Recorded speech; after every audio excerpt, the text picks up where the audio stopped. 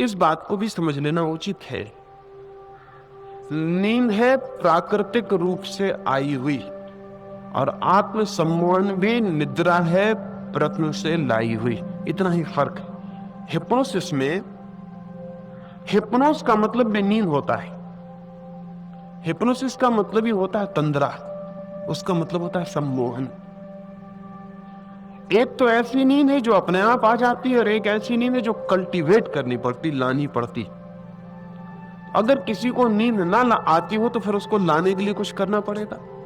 तब एक आदमी अगर लेट के सोचे कि नींद आ रही है, नींद आ रही है, नींद आ रही है, मैं सो रहा हूं, मैं सो रहा हूं, मैं सो रहा हूं, तो ये भाव उसके प्राणों में घूम जाए, घूम जाए, घूम जाए, उसका मन पकड़ ले कि मैं सो रहा हूं, नींद आ रही, तो शरीर उसी तरह का व्यवहार करना शुरू कर देगा। क्योंकि शरीर कहेगा कि नींद आ रही तो अब शिथिल हो जाओ, नींद आ रही है तो श्वासें कहेंगी अब शिथिल हो जाओ, नींद आ रही है तो मन कहेगा कि अब चुप हो जाओ। नींद आ रही है इसकी वातावरण पैदा अगर कर दिया जाए भीतर, तो शरीर उसी तरह व्यवहार करने लगेगा। शरीर को इससे कोई मतलब नहीं है। शरीर तो बहुत आज्ञाकारी है। अगर आपको रोज 11 बजे भूख लगती है, रोज आप खाना खाते हैं 11 बजे, और आज घड़ी में चाबी नहीं भर पाए हैं और घड़ी रात में ही 11 बजे रुक गई है और अभी सुबह के 8 ही बजे, और आपने देखी घड़ी और देखा कि 11 बज गए, एकदम पेट कहेगा भूख लगा है। अभी 11 बजे नहीं, अभी 3 घंटे हैं बजने में, लेकिन घड़ी कह रही 11 बज गए। पेट एकदम से खबर कर देगा कि भूख लगा है। पेट बिल्कुल खबर कर देगा कि भूख लगा। अगर रोज रात 12 बजे आप सोते हैं और अभी 10 ही बजे हैं और घड़ी ने 12 के घंटे बजा दिए, शरीर बहुत आज्ञाकारी है। और जितना स्वस्थ शरीर होगा उतना ज्यादा आज्ञाकारी होगा। स्वस्थ शरीर का मतलब ही ये होता है आज्ञाकारी शरीर। अस्वस्थ शरीर का मतलब होता है जिसने आज्ञा मानना छोड़ दी। अस्वस्थ शरीर का और कोई मतलब नहीं होता। आज्ञा छोड़ दे वो शरीर अस्वस्थ हो जाता है, आज्ञा मान ले वो शरीर स्वस्थ है, क्योंकि वो हमारे अनुकूल चलता है, हमारे पीछे चलता है, छाया की तरह अनुगमन करता है। जब वो आज्ञा छोड़ देता है तो बड़ी मुश्किल खड़ी हो जाती है। हिप्नोसिस का मतलब, सम्मोहन का मतलब इतना है कि शरीर को आज्ञा देनी है और उसको आज्ञा में ले आना है। हमारी बहुत सी बीमारियां ऐसी हैं जो झूठी है, जो सच्ची नहीं है। 100 में से अंदाजन 50 बीमारियां बिल्कुल झूठी हैं। दुनिया में जो इतनी बीमारियां बढ़ती जाती हैं उसका कारण ये नहीं है कि बीमारियां बढ़ती जाती हैं, उसका कारण ये है कि आदमी का झूठ बढ़ता जाता है, तो झूठी बीमारियां बढ़ती चली जाती हैं। बीमारियों को क्या मतलब है कि आप शिक्षित हो गए तो बीमारियां बढ़ जाएं, कि गरीबी कम हो गई तो बीमारियां बढ़ जाएं। कम होनी चाहिए बीमारियां, नहीं, आदमी की झूठ बोलने की क्षमता बढ़ती चली जाती। तो आदमी दूसरों से झूठ नहीं बोलता, अपने से भी झूठ बोल लेता है, वो बीमारियां भी पैदा कर लेता है। अगर समझ लें कि एक आदमी को बाजार जाने में कठिनाई है, दिवाला निकलने के करीब है, और उसका मन ये मानने को राजी नहीं होता कि वो दिवालिया हो सकता है, और बाजार में जाने की हिम्मत नहीं होती, दुकान पे कैसे जाए, जो दिखता है वही पैसे मांगता है। अचानक वो आदमी पाएगा उसको ऐसी बीमारी ने पकड़ लिया है जिसने उसे बिस्तर पे लगा दिया। ये क्रिएटेड बीमारी, ये उसके चित्त ने पैदा कर ली। इस बीमारी के पैदा होने से दोहरे फायदे हो गए। एक फायदा ये हो गया कि अब वो कह सकता है कि मैं बीमार हूं इसलिए नहीं आता हूं। उसने अपने को भी समझा लिया और दूसरों को भी समझा दिया। अब इस बीमारी को किसी इलाज से ठीक नहीं किया जा सकता है, क्योंकि ये बीमारी होती तो इलाज काम करता, ये बीमारी नहीं है। इसलिए इसको जितना दवाइयां दी जाएंगी ये और बीमार पड़ता जाएगा। अगर कभी दवाइयां देने से आपकी बीमारी ठीक ना हो तो आप जान लेना कि बीमारी दवाइयों वाली नहीं है, बीमारी कहीं और है जिसका दवाई से कोई संबंध नहीं। आप दवाई को गाली देंगे और कहेंगे कि सब डॉक्टर मूर्ख हैं, इतना चिकित्सा कर रहे हो, मेरा इलाज नहीं होता, और आयुर्वेद से लेकर नेचुरोपैथी तक और एलोपैथी से होम्योपैथी तक चक्कर लग जाएंगे, कहीं भी कुछ नहीं होगा। कोई डॉक्टर आपके काम नहीं पड़ सकता, क्योंकि डॉक्टर ऑथेंटिक बीमारी, प्रमाणिक बीमारी को ही ठीक कर सकता है। झूठी बीमारी पे उसका कोई बस नहीं है। आप चाहते हैं कि वो रहे, स्त्रियों की बीमारियां 50% से भी ऊपर झूठी, क्योंकि स्त्रियों को बचपन से एक नुस्खा पता चल गया है कि जब वो बीमार होती तभी प्रेम मिलता है और कभी प्रेम मिलते ही नहीं। जब बीमार होती तब पति दफ्तर छोड़ के उनके पास कुर्सी लगा के बैठ जाता, मन में कितनी गालियां देता हो लेकिन बैठता है। पति को जब भी उन्हें बिस्तर के पास बिठा रखना हो तब उनका बीमार हो जाना एकदम जरूरी है। इसलिए स्त्रियां बीमार ही रही आएंगी। बीमार आदमी तानाशाह हो जाता है, वो कहता है इस वक्त सब रेडियो बंद करना पड़ता है, वो कहता है सब सो जाओ तो सबको सोना पड़ता है, वो कहता है आज घर के बाहर कोई नहीं जाएगा, सब यहीं बैठना, सबको बैठना पड़ता है। तो तानाशाही प्रवृत्ति जितनी होगी उतना आदमी बीमारी खो जाएगा, क्योंकि बीमार आदमी को कौन दुखी करे। अब वो जो कहता है मान लो, जब ठीक हो जाएगा तब ठीक है, लेकिन बड़ा खतरा है हम इस तरह उसकी बीमारी को उकसावा दे रहे हैं।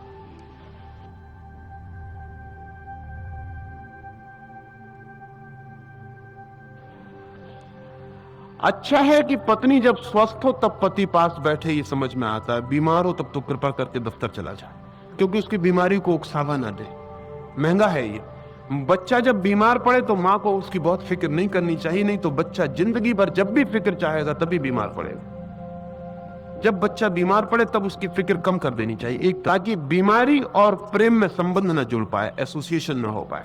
यानी बच्चों को ऐसा ना लगे कि जब मैं बीमार होता हूं तब माँ को मेरे पैर दबाने पड़ते हैं, सिर दबाना पड़ता है। जब बच्चा खुश हो, प्रसन्न हो, तब उसके पैर दबाओ, सिर दबाओ, ताकि खुशी से प्रेम का संबंध जुड़े। हमने दुख से प्रेम का संबंध जोड़ा हुआ जो बहुत खतरनाक है। तब उसका मतलब यह है कि जब भी प्रेम की कमी होगी तब दुख बुलाओ, तो दुख आएगा तो प्रेम भी पीछे से आएगा। इसलिए जिनको भी प्रेम कम हो जाएगा वो बीमार हो जाएंगे, क्योंकि बीमारी से उनको फिर प्रेम मिलता है, लेकिन बीमारी से कभी प्रेम नहीं मिलता। ध्यान रहे, बीमारी से दया मिलती है, और दया बहुत अपमानजनक है, प्रेम बात और है, लेकिन वो हमारे ख्याल में नहीं है। तो मैं आपसे ये कह रहा हूं कि शरीर तो हमारे सुझाव पकड़ लेता है। अगर हमें बीमार होना है तो बेचारा शरीर बीमार हो जाता है।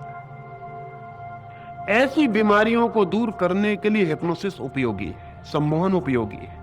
उसका मतलब यह है कि झूठी बीमारी है, झूठी दवा से काम होगा, सच्ची दवा काम नहीं करेगी। तो अगर हमने मान लिया है कि हम बीमार हैं, तो अगर इससे विपरीत हम मानना शुरू कर दें कि हम बीमार नहीं हैं, तो बीमारी कट जाएगी, क्योंकि बीमारी हमारे मानने से पैदा हुई थी। इसलिए हिप्नोसिस बड़ी कीमती चीज है। और इस आज तो विकसित मुल्कों में ऐसा कोई बड़ा अस्पताल नहीं है जहां एक हिप्नोटिस्ट ना हो, जहां एक सम्मोहन करने वाला व्यक्ति ना हो।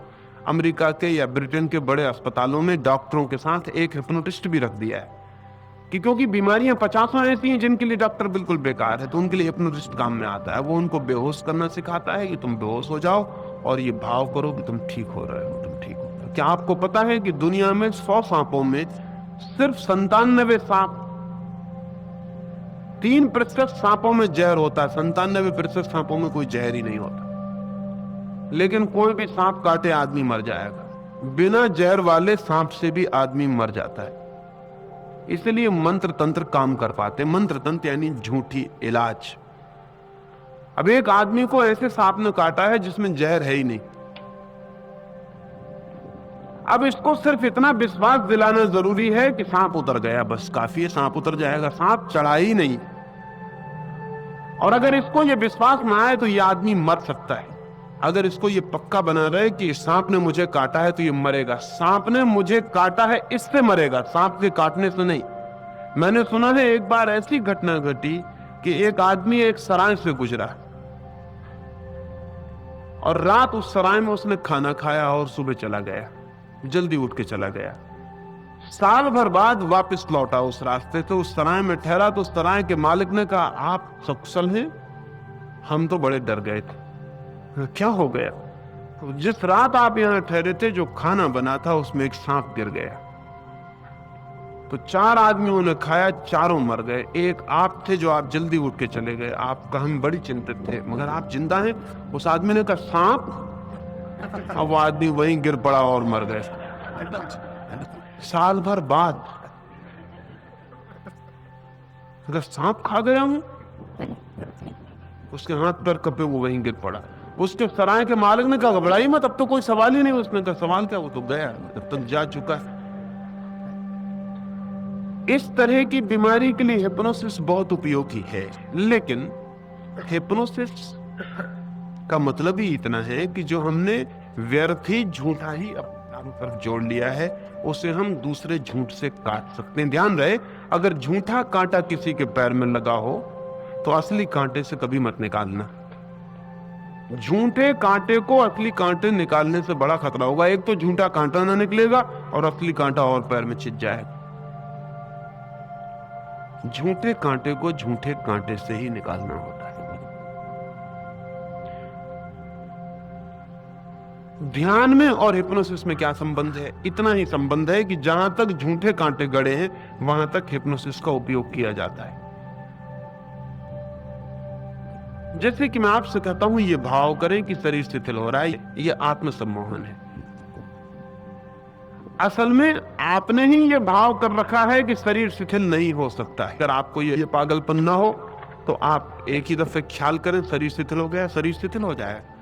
आपकी जो धारणा है कि शरीर शिथिल होता ही नहीं, उसको काटने के लिए आपके मन में ये धारणा बनानी पड़ेगी कि शरीर शिथिल हो रहा है, शरीर शिथिल हो रहा है, शरीर शिथिल हो रहा है।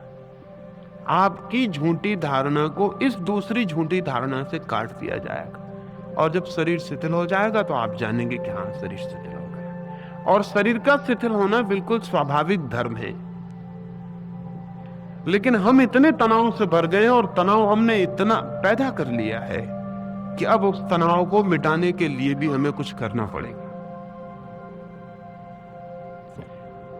तो हिप्नोसिस का इतना उपयोग है, जो आप भाव करते हैं शरीर शिथिल हो रहा है, श्वास शांत हो रही है, मन शांत हो रहा है, ये हिप्नोसिस है। लेकिन यहीं तक, इसके बाद ध्यान शुरू होता है। यहां तक ध्यान है ही नहीं। ध्यान इसके बाद शुरू होता है जब आप जागते, जब आप दृष्टा हो जाते, जब आप देखने लगते हैं कि हाँ, शरीर शिथिल पड़ा है, श्वास शांत चल रही है, विचार बंद हो गए या विचार चल रहे हैं। जब आप देखने लगते हैं, बस आप सिर्फ देखने लगते हैं, वो जो दृष्टा भाव है वही ध्यान है। उसके पहले तो हिप्नोसिस ही है। और हिप्नोसिस का मतलब है लाई गई निद्रा, और कोई मतलब नहीं आती थी, हमने लाए हैं, प्रयास किया है, उसे बुलाया है, आमंत्रित किया है। निद्रा आमंत्रित की जा सकती है, अगर हम तैयार हो जाएं और अपने को छोड़ दें तो वो आ जाती। लेकिन ध्यान और हिप्नोसिस एक ही चीज नहीं है, मेरी बात समझ लेना ख्याल से। मैंने कहा कि यहां तक हिप्नोसिस, यहां तक सम्मोहन, जहां तक सब भाव कर रहे हैं हम। जब भाव करना बंद किया और जाग गए, अवेयरनेस जहां से शुरू हुई वहां से ध्यान शुरू हुआ। जहां से दृष्टा साक्षी भाव शुरू हुआ वहां से ध्यान शुरू हुआ। और इस हिप्नोसिस की इसलिए जरूरत है कि आप उल्टी हिप्नोसिस में चले गए। यानी इसको अगर वैज्ञानिक भाषा में कहना पड़े तो ये हिप्नोसिस ना हो के डी हिप्नोसिस है। ये सम्मोहन ना हो के सम्मोहन तोड़ना है। सम्मोहित हम हैं, पर हमें पता नहीं, क्योंकि हमने जिंदगी में हम सम्मोहित हो गए, हमको पता ही नहीं। हमको ख्याल ही नहीं कि हमने कितने तरह के सम्मोहन कर लिए और हमने किस किस तरकीब से सम्मोहन को पैदा कर लिया। हमारी पूरी जिंदगी का बड़ा हिस्सा सम्मोहन का है। और जब हम सम्मोहित होना चाहते हैं तो हम ख्याल ही नहीं रखते कि हम ये क्या कर रहे हैं। जिससे उदाहरण के लिए हम जिंदगी भर ऐसे ही जीते हैं, वो हमें ख्याल में आ जाए तो सम्मोहन टूट जाए, सम्मोहन टूटे तो भीतर प्रवेश हो सकता है। क्योंकि सम्मोहन असत्य की दुनिया है। जैसे समझे कि एक आदमी साइकिल चलाना सीख रहा है, बड़ा रास्ता है, 60 फीट चौड़ा है, और एक पत्थर पड़ा हुआ है एक किनारे पर, एक मील का पत्थर लगा हुआ है। अब वो आदमी 60 फीट चौड़े रास्ते पर अगर आंख बंद करके भी साइकिल चलाए तो बहुत कम मौके हैं कि उस पत्थर से टकराए। आंख बंद करके भी चलाए तो भी 60 फीट चौड़े रास्ते पर जरा सा एक पत्थर लगा हुआ, उस पर टकराने की क्या जरूरत। लेकिन उस आदमी को अभी साइकिल चलाना नहीं आता। उसे रास्ता पहले नहीं दिखाई पड़ता, पहले उसे पत्थर दिखाई पड़ता है। पहले उसको ये डर है कि टकरा ना जाऊं।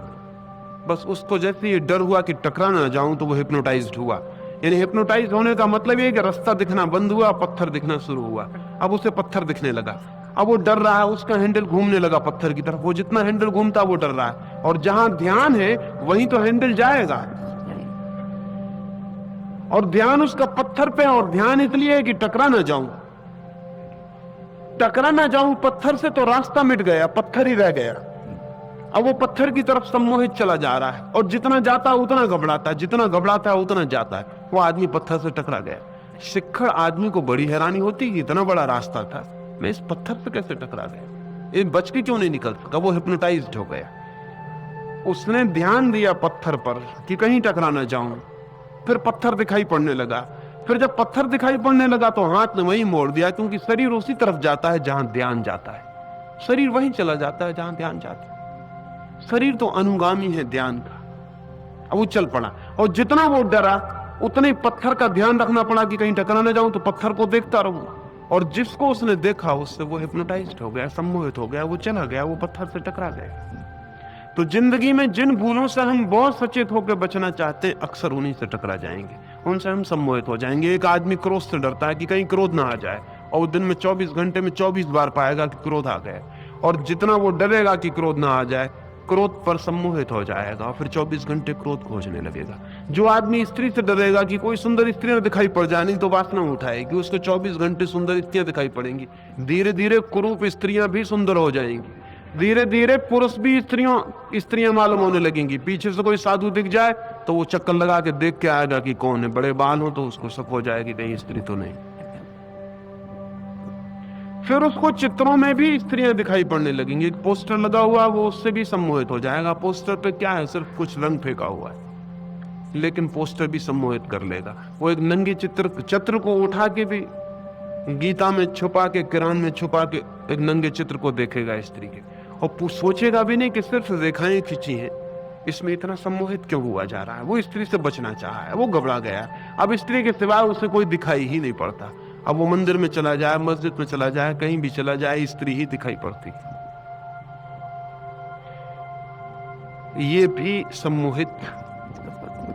तो जो समाज सेक्स विरोधी होगा वो समाज सेक्सुअल हो जाता है। जो समाज काम विरोधी होगा, जो कहेगा, काम की निंदा करेगा, उस समाज का पूरा चित्त कामुक हो जाए, क्योंकि जिसकी वो निंदा करेगा उससे सम्मोहित हो जाएगा, उस पर ध्यान चला जाएगा। जितना ब्रह्मचर्य की बातें होंगी उतने ही गंदे और व्यभिचारी लोग उस समाज में पैदा होंगे, क्योंकि वो ब्रह्मचर्य की अति चर्चा कामुकता पर चित्त को केंद्रित कर देती है। ये सब हमारी हिप्नोसिस है और हम इनमें जी रहे हैं। सारी दुनिया इनमें उलझी हुई है और इसको तोड़ना मुश्किल पड़ता है, क्योंकि तोड़ने के लिए हम जो करते हैं उससे हिप्नोसिस बढ़ती। इनको तोड़ना जरूरी है ताकि हम जाग सके। मगर तोड़ने के लिए भी, क्योंकि ये झूठा सब जाल है, ठीक झूठे कांटे ही खोजने पड़ते हैं। इसलिए सब साधना एक अर्थ में झूठ को निकालने के लिए है, और इसलिए झूठ है। सब साधना, सब मेथड, दुनिया भर में सब प्रयोग जिनसे हम परमात्मा की तरफ जाने की कोशिश करते हैं, झूठे हैं, क्योंकि परमात्मा से दूर हम कभी गए ही नहीं है, सिर्फ हम ख्याल में चले गए। जैसे एक आदमी रात सोए द्वारका में और सपने में कलकत्ता पहुंच जाए। अब वो घबराने लगे रात में कि मेरी तो पत्नी बीमार है घर पर और मुझे तो द्वारका पहुंचना है और मैं कलकत्ता आ गया, मैं किस ट्रेन से जाऊं, किस टाइम। अगर ये समझ में आ जाए तो शायद कुछ भी ना करना पड़े, आप अचानक पाएं कि लौट गए हैं। लेकिन ये समझ में आना मुश्किल है, क्योंकि आप पहुंच गए हैं। आप कहते हैं कि वो तो आप ठीक कहते हैं, टेबल को देखूं, किस हवाई जहाज को पकड़ूं, किस बस को पकड़ूं, कैसे जाऊं। पूछने लगे लोगों से कि मैं द्वारका कैसे जाऊं। तो अगर कोई उसको बताए कि तुम फला फला स्टेशन जाकर ट्रेन पकड़ लो, तो वो मुश्किल में पड़ जाएगा, क्योंकि पहली तो बात यह है कि वो कलकत्ते में नहीं है। कलकत्ते में होता तो ट्रेन पकड़ के द्वारका आ सकता था। वो कलकत्ते गए ही नहीं है कभी, सिर्फ कलकत्ता पहुंच गया है सपने में, कल्पना में, हिप्नोसिस में। तो उसको जो भी रास्ता बताया जाएगा वो सब मुश्किल में डाल देने वाला है। कोई रास्ता किसी मतलब का नहीं, सब रास्ते झूठे होंगे।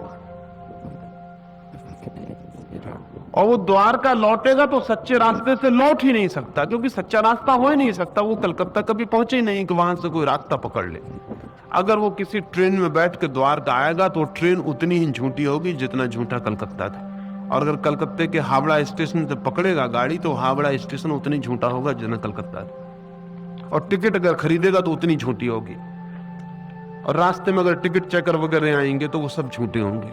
स्टेशन वगैरह पड़ेंगे वो सब झूठे होंगे। फिर वो द्वारका आ जाएगा, फिर हैरान होगा कि बड़े आश्चर्य की बात है, मैं तो अपनी खाट पर सोया हुआ हूं, मैं कहीं गया नहीं था।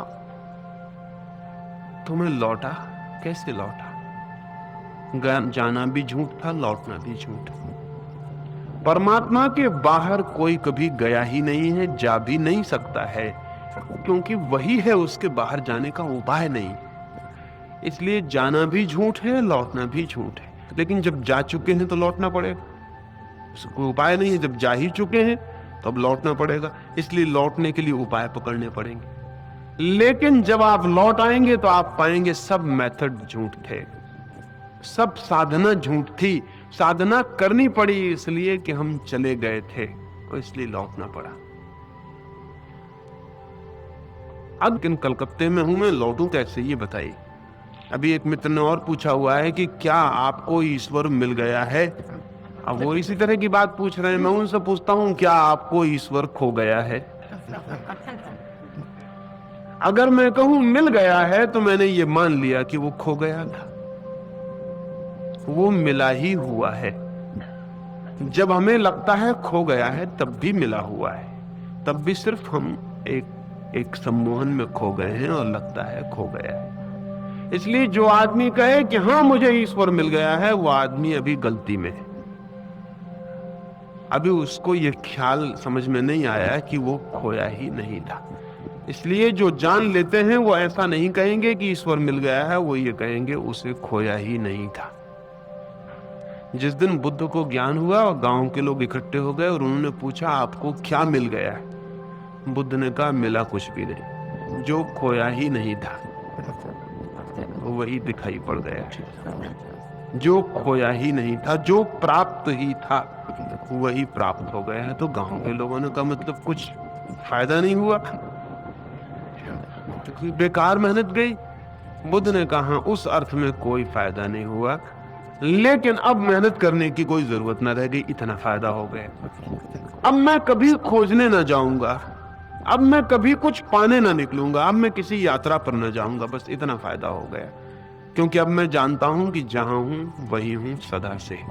सिर्फ सपने में हम बाहर चले जाते हैं, कहीं और चले जाते हैं जहां हम नहीं हैं। इसलिए सब धर्म एक अर्थ में झूठ है। इस अर्थ में झूठ है कि वो लौटने की प्रक्रियाएं, और सब साधनाएं झूठ हैं, सब योग झूठ है, क्योंकि वो लौटने की प्रक्रियाएं लेकिन बड़े उपयोगी। अब जिसको सांप ने काट खाया है, चाहे झूठे ही सांप ने सही, गांव का ओझा बड़ा उपयोगी है, जो मंत्र फूंक के झाड़ू मार के सांप अलग कर देता है। इसकी बड़ी जरूरत है, ये गांव में रहना चाहिए। ये नहीं रहेगा तो लोग मर जाएंगे उस सांप से कट के जो किया है। मैं उनके घर में सांप सब पले हुए थे। जब कोई आदमी आता है तो उसकी झाड़ फूंक करते और वो कहते कैसा सांप था, क्या था, कहाँ काटा, मरा तो नहीं, वो सब जांच पड़ताल कर लेने के बाद फिर उस सांप को बुलाते। वो कोई सांप कहीं आने वाला था, उनके घर के बंधे हुए जो सांप थे वो निकल आते। उस आदमी का सांप उतरना शुरू हो जाए और वो कहेंगे कि ठीक है वापस इसका जहर पी लो, तो उसके घाव पर वो सांप मुंह लगाएगा और वो आदमी ठीक हो गया। वो आदमी गया। भाग्य से उनके लड़के को सांप ने काट खाया, तब बड़ी मुश्किल हो गई, क्योंकि उनकी दवा बिल्कुल काम न की। वो मेरे पास भागी हुआ है, उन्होंने कहा मैं बड़ी मुश्किल में पड़ गया हूँ, आप कुछ रास्ता बताइए। मेरे लड़के को सांप ने काट खाया और वो जानता है सब सांप घर में बंधे, ये सब चालबाजी है। अब कुछ मैं कर ही नहीं सकता। मैंने कहा आप तो इतने बड़े झाड़ने वाले हैं, आपके पास दूर दूर से आते हैं वो सब ठीक, मुझको काट खाए तो मैं मुश्किल में पड़ जाऊं, और मुझको अगर काट खाए तो मुझे बचाना मुश्किल, क्योंकि हर झाड़ने वाला मुझे चालाक मालूम पड़ेगी, कुछ ना कुछ गड़बड़ कर रहा होगा। और सांप ने काट खाया, बचना बहुत मुश्किल। उनका लड़का नहीं बच सका, अपने लड़के को नहीं बचा सके। सम्मोहन ही है शुरू में, तो प्रारंभिक चरण सम्मोहन के, निद्रा के ही। अंतिम चरण ही ध्यान का है, वही कीमती है, लेकिन उसके लिए ये भूमिका अत्यंत आवश्यक है। जिस झूठ में आप चले गए हैं वहां से लौट आना आवश्यक है। और इस भाषा में भी कभी मत पूछें कि ईश्वर मिल गया कि नहीं मिल गया, ये बात ही गलत है। किसको मिलेगा, कौन मिलेगा? जो है वो है, जिस दिन आप जागेंगे उस दिन पाएंगे न कुछ खोया है, न कहीं गए हैं, न कुछ मिटा है, न कुछ मरा है, जो है वो है। तब उस दिन सब यात्रा, सब जाना बंद हो जाता है। आवागमन से मुक्ति का क्या मतलब होता है? आवागमन से मुक्ति का मतलब ये नहीं होता कि यहाँ पैदा ना हुए। आवागमन से मुक्ति का मतलब होता तब कोई आना जाना ना रहा, कहीं भी किसी तल पर भी आना जाना ना रहा, वो कमिंग और गोइंग गई। तब हम वहीं रह गए जहां हैं। और जिस दिन हम वहीं रह जाते हैं जहां हैं, उसी दिन आनंद के झरने फूट पड़ते हैं। क्योंकि जहां हम नहीं हैं वहां हम आनंदित कभी नहीं हो सकते। जहां हम हैं वहीं आनंदित हो सकते हैं। जो हम हैं वही होके आनंदित हो सकते हैं। जो हम नहीं हैं वो हम होके कभी भी आनंदित नहीं हो सकते। इसलिए आवागमन का मतलब है कि हम कहीं और भटक रहे हैं जहां हम नहीं हैं। हम कहीं और खो गए हैं जहां हम कभी भी नहीं गए। हम कहीं ऐसी जगह पर घूम रहे हैं जहां हमारा कभी होना ही नहीं है, और जहां हम हैं वहां से हम चूक गए। आवागमन से मुक्ति का मतलब है वहां आ जाना जहां हम हैं। परमात्मा में आने का मतलब है वही हो जाना जो हम हैं। कोई ऐसा नहीं है कि किसी दिन परमात्मा मिल जाएगा कहीं खड़ा हुआ और आप नमस्कार करेंगे और कहेंगे कि धन्यवाद आप मिल गए। ऐसा कहीं कोई परमात्मा नहीं। और ऐसा कहीं मिल जाए तो समझना कि सब हिप्नोसिस चल रही, ये भी क्रिएटिव, ये भगवान भी अपने ही बनाए हुए। इनकी मुलाकात भी उतनी ही झूठी, जितना इनका खोना झूठा था उतनी इनका मिलना झूठा है। कहीं ऐसा कोई भगवान नहीं मिल जाने वाला है। इसलिए जब तक ये भाषा हमारी हमको धोखा देती रहती है, क्योंकि भाषा में हमको लगता है ईश्वर साक्षात्कार, ईश्वर दर्शन, ये शब्द बड़े गलत हैं। इन शब्दों से ऐसा लगता है कि कहीं कोई मिल जाएगा जिसका दर्शन कर लेंगे, साक्षात्कार हो जाएगा, गले मिल लेंगे, भेंट हो जाएगी। ये सब झूठी बात है। अगर ऐसा कभी कोई परमात्मा मिल जाए तो फौरन सावधान हो जाना। ये परमात्मा बिल्कुल आपके ही मन की निर्माण होगा। ये हिप्नोसिस होगी। सब हिप्नोसिस से लौट जाना है वापस। उस जगह खड़े हो जाना है जहां कोई निद्रा नहीं, जहां कोई सम्मोहन नहीं, जहां हम पूरे जागे जो हैं वो खड़े रह गए। उस जगह जो अनुभव होगा वो समस्त जीवन की एकता का अनुभव है, समग्र के एक होने का अनुभव है। उस अनुभूति का नाम परमात्मा है।